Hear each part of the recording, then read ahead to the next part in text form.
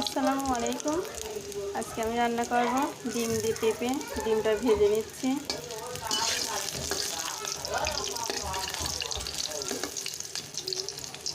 ডিমটা ভাজা আমার হয়ে গেছে। ডিমটা ভেজে নিয়ে এখন মশলাটা দিয়ে দিব।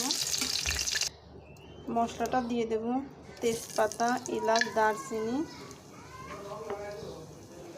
রসুন বাটা, পেঁয়াজ বাটা,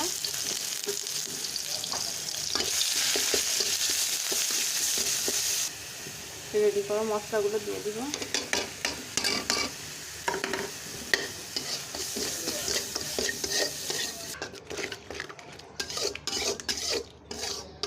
মশলা খুব একটা বেশি দেব না, পেঁপে ঝোলে পাতলা ঝোলই ভালো লাগে পেঁপে রান্নাতে।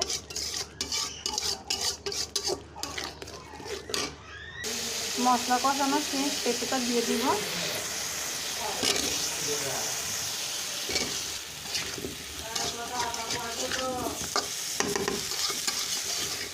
পেঁপেটা ভিজে দিব 5 মিনিটের জন্য। 5 মিনিট পরে আসছি। আমার ডিম রান্না শেষ, দেখে বুঝতেই পারছেন অনেক মজা হয়েছে।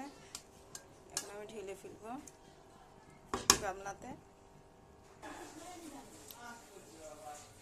রান্নাটা আপনাদের ভালো লাগলে লাইক, কমেন্ট, শেয়ার, সাবস্ক্রাইব করবেন। চ্যানেলটির সঙ্গেই থাকবেন। আল্লাহ হাফেজ।